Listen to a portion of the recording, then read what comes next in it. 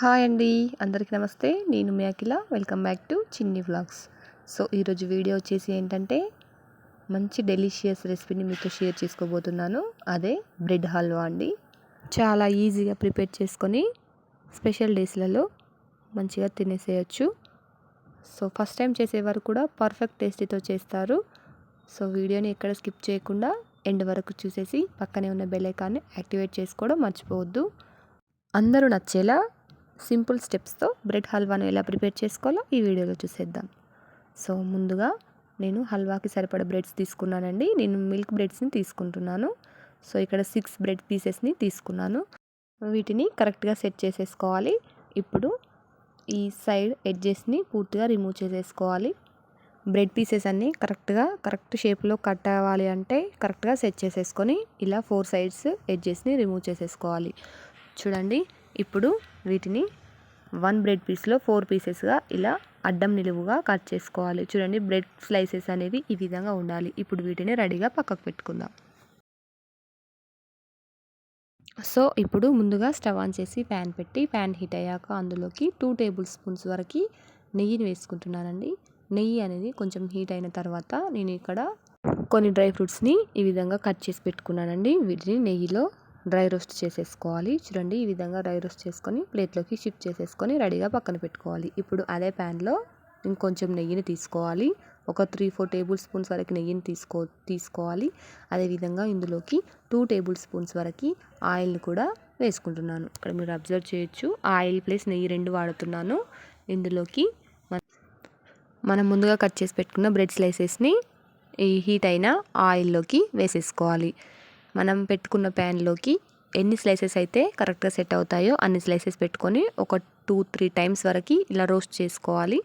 చూడండి, ఇలా అన్నింటినీ కరెక్ట్గా సెట్ చేసేసుకొని మంచి కలర్ వచ్చే వరకు వీటిని ఆయిల్లో ఫ్రై చేసేసుకోవాలి. చూడండి, ఇక్కడ మనకు బ్రెడ్ పీసెస్ అయితే కరెక్ట్గా ఫ్రై అయిపోయాయి కదా. ఇప్పుడు వీటిని వేరే ప్లేట్లోకి షిఫ్ట్ చేసేసుకుందాం. ఇలా మిగతా అన్ని బ్రెడ్ స్లైసెస్ని కూడా ఈ విధంగా ఆయిల్ లేదా నెయ్యి వేసుకుంటూ మంచి కలర్ వచ్చే వరకు అన్నింటిని వేయించుకొని ఒక ప్లేట్లోకి తీసుకొని రెడీగా పెట్టుకోవాలి. ఇప్పుడు స్టవ్ ఆన్ చేసి అదే ప్యాన్ పెట్టి 3/4 కప్పు వరకు షుగర్ని వేసుకుంటున్నాను. చూడండి, మీ స్వీట్నెస్కి సరిపడా షుగర్ వేసుకుంటే సరిపోద్ది. ఇందులోకి 3/4 కప్పు షుగర్కి 1 కప్ వరకు వాటర్ను వేసుకుంటున్నాను. ఇలా వాటర్ వేసుకున్న తర్వాత షుగర్ అనేది పూర్తిగా వాటర్లో కరిగిపోవాలి.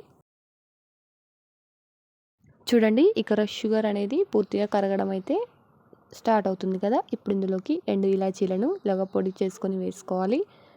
ఇలా వేసుకున్న తర్వాత అంతా కలిసేలా ఒకసారి మంచిగా కలుపుకోవాలి.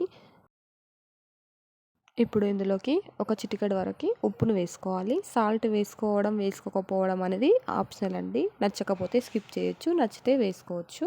సో ఇలా సాల్ట్ వేసుకున్న తర్వాత అంతా ఒకసారి కలిసేలా కలుపుకోవాలి. చూడండి, ఇక్కడ షుగర్ వాటర్ అనేవి కరగడం స్టార్ట్ అవుతున్నాయి కదా. చూడండి, వీడియోలో చూపిస్తున్న విధంగా ఇలా జిగురు పాకం వస్తే సరిపోతుంది. ఇప్పుడు స్టవ్ని పూర్తిగా లో ఫ్లేమ్లోకి అడ్జస్ట్ చేసుకొని మనం ముందుగా ఆయిల్లో ఫ్రై చేసుకున్న బ్రెడ్ పీసెస్ని స్టెప్ బై స్టెప్ వేసేసుకుందాం. చూడండి, ఇలా అన్ని పీసెస్ని వేసేసుకోవాలి.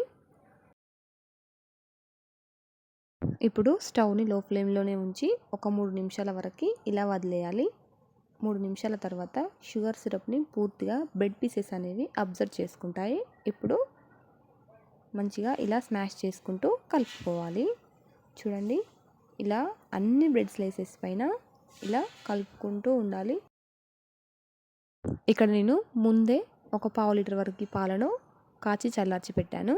సో ఆ పాలను ఈ మిశ్రమంలోకి వేసేసుకోవాలి. పాలు అనేవి పూర్తిగా చిక్కగా ఉండాలి అండి. పాలు మరిగించేటప్పుడు అందులోకి వాటర్ లాంటివి యాడ్ చేయకూడదు.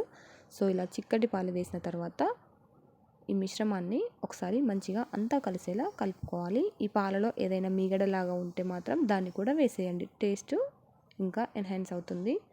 సో ఇప్పుడు అంతా కలిసేలా మంచిగా కలుపుకొని ఒక 2 నిమిషాల వరకు మంచిగా ఉడికించాలి. ఇప్పుడు ఇందులోకి మనం ముందుగా ఫ్రై చేసి పెట్టుకున్న డ్రై ఫ్రూట్స్ ఉన్నాయి కదా, వాటిని కూడా ఇందులోకి వేసేసుకొని అంతా కలిసేలా మంచిగా కలుపుకుందాం. అంతేనండి, మనకు నోరూరించే మంచి టేస్టీతో బ్రెడ్ హల్వా అనేది ప్రిపేర్ అయింది. ఎలాంటి స్పెషల్ డేస్లోకైనా ఈ విధంగా చేసేసుకొని ఫ్యామిలీ అంతా ఎంజాయ్ చేయొచ్చు.